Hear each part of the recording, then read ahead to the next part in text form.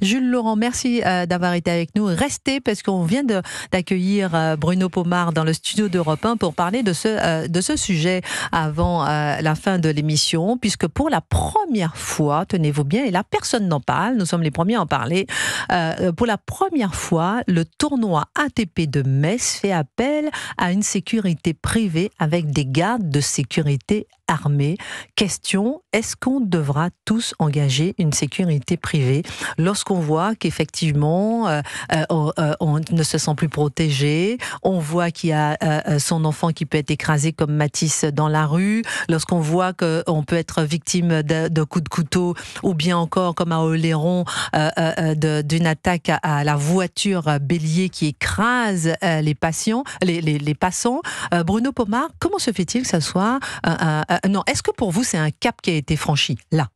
Oui, alors il faut faire un petit peu d'histoire avec Gérald Darmanin qui avait lancé la loi sur la sécurité globale, oui, qui a été portée par Jean-Michel Fauvergue et Alice Toureau. Je rappelle que vous êtes ancien policier du RAID. Oui, qui est un concept qui est simple, c'est réunir l'ensemble des acteurs de la sécurité, dans tous les sens du terme, police, gendarmerie, policiers municipaux, mais également les sociétés de sécurité privée qui ont un rôle, à mon sens, très important. On voit ce qui se passe actuellement, les risques terroristes sont redondants, les attaques au couteau aussi, il y en a encore une qui a eu lieu il y a quelques instants, on n'a pas encore assez d'informations, mais bref, on a besoin évidemment de renforcer notre dispositif sécurité. Ça ne veut pas dire pour autant que nos policiers, nos gendarmes, nos policiers municipaux aussi, il ne faut pas les oublier, ne font pas le boulot.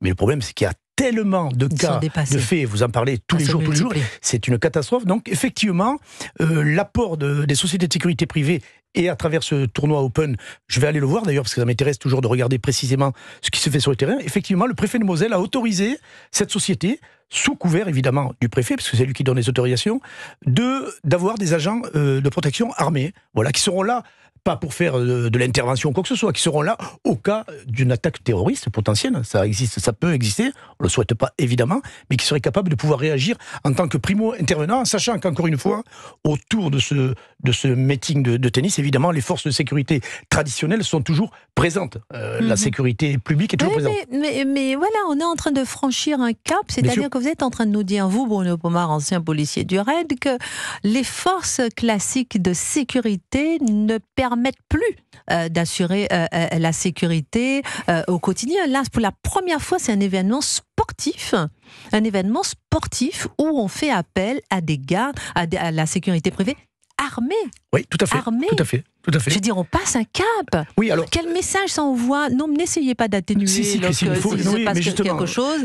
Je sens dans votre regard, vous avez envie d'atténuer. Non, c'est pas ça. Je veux juste comprendre. C'est-à-dire que moi, je suis une petite Française qui regarde l'actualité, qui vit au quotidien. J'ai mon enfant qui va à l'école. On a peur des coups de couteau dans le RER. On a peur des coups de couteau dans le métro. On a peur de tout ça, etc.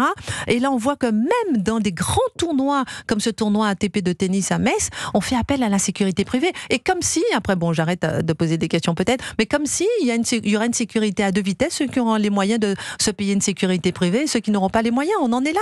Non, je vais vous rassurer, non, au contraire, c'est intéressant parce que ces grands meetings de sport et internationaux, etc., en matière de sécurité, il en faut évidemment, mais est-ce que c'est du ressort de la sécurité régalienne, ceux qui nous protègent tous les jours, nos policiers, nos gendarmes, etc. Comment vous expliquez que ça soit une première ? Pardon ? Comment vous expliquez que ça soit une première ? Mais parce que c'est une ouverture, et je trouve que c'est intéressant, ça prouve que l'État régalien se libère un petit peu, vous savez, la sécurité. Je vous donne le bon mot.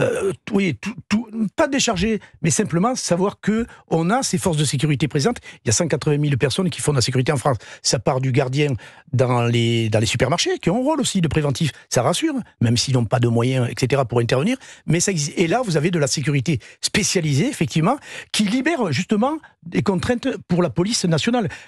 Que l'on mange à toutes les sauces. La police nationale sont mangées à toutes les sauces actuellement. Donc ça va permettre de libérer la police pour qu'elle reste sur le terrain à travailler l'environnement, et ces événements peuvent être facilement récupérés. C'est comme les gardes statiques. Est-ce que je peux me permettre de lire entre les lignes où vous dites que la police nationale ne peut plus protéger les Français ?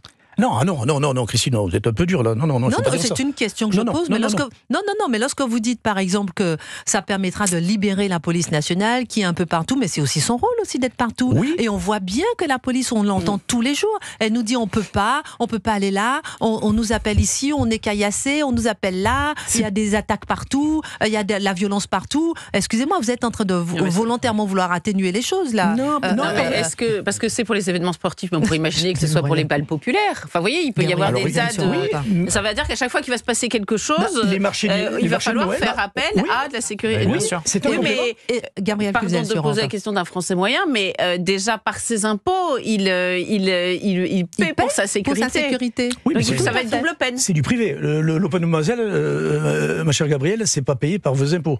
C'est payé par. Non, mais on parle de la conséquence sur le sol, parce que c'est quand même un cap qui est franchi. Pour la première fois, un événement sportif fait appel à la sécurité privée. Éric Tegner sur Europe 1. Bien sûr que c'est un cap, c'est-à-dire qu'en fait, on est obligé de s'adapter aux nouveaux dangers aujourd'hui et on réalise qu'effectivement, la sphère privée, elle est importante. Et c'est quand même nous qui payons un peu parce que ça peut être une mairie qui va payer une société privée et cette mairie, elle est financée par les Français.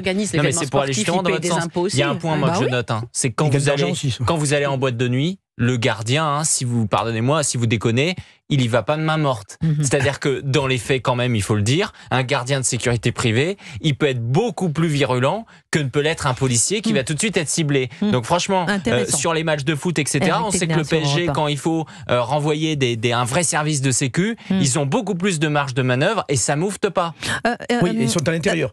À l'extérieur, on retrouve les forces traditionnelles. Bruno Pomar, ancien policier du RAID, est-ce que pourquoi ils sont armés?